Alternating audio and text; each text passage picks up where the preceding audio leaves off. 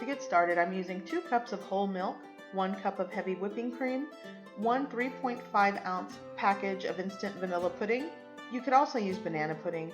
I'm also using 1 box of vanilla wafers and 2 ripe bananas.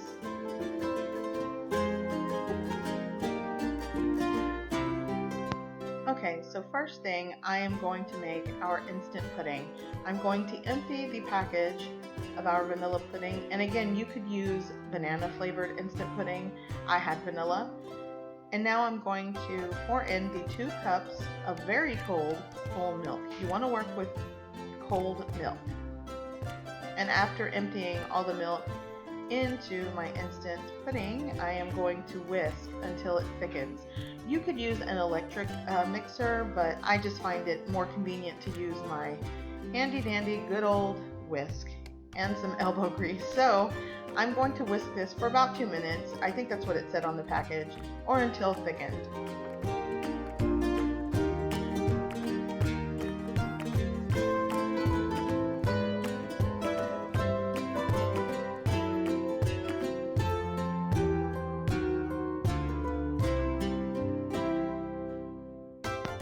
Okay, so now the pudding has thickened, and I'm going to set this aside and work on the whipping cream.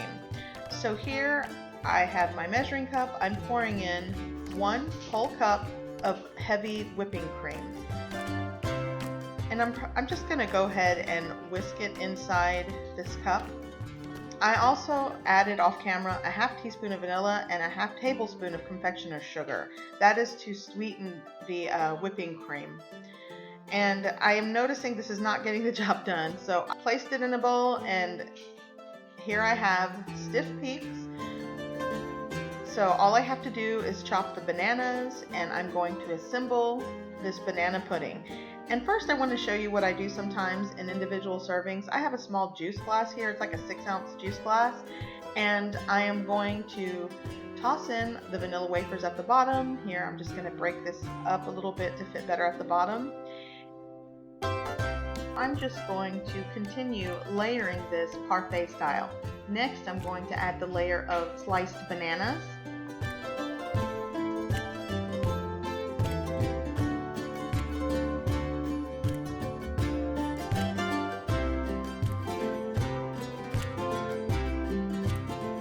And next is the layer of your pudding.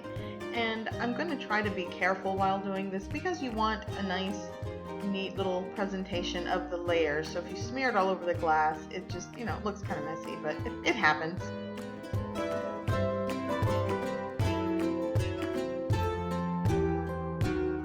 And now for the whipped cream, you're going to push it out to create that layered look against the glass.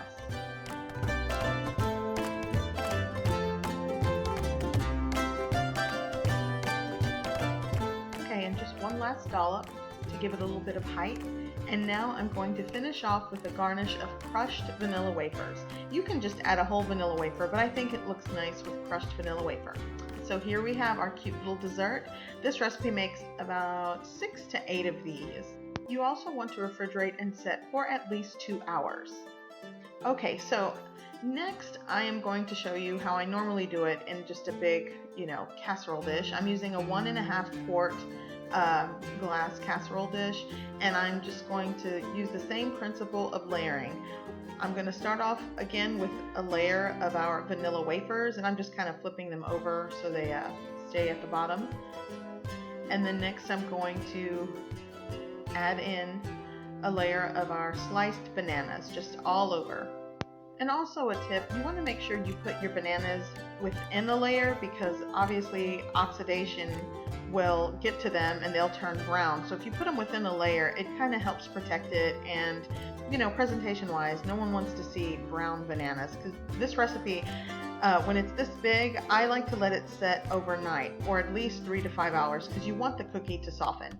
So next I'm just going to go ahead and spread in the layer of the pudding. And again, you can use vanilla, which is typical, or they make banana flavored instant pudding. You could do that as well.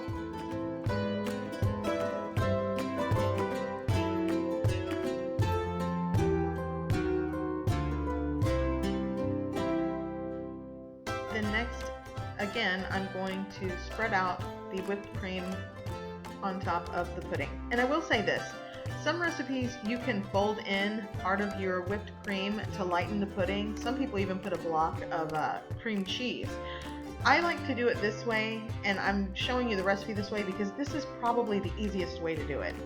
If you like those other ways and you choose to do it, that's wonderful. Make this recipe your own, but I'm just showcasing a very simple recipe for banana pudding.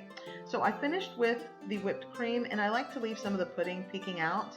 And now I'm just going to garnish again with the crushed vanilla wafers, and if possible, let this set overnight for best result. And voila! Here is our simple yet delicious banana pudding. I hope you give this recipe a try. I hope you like it, and thanks for watching.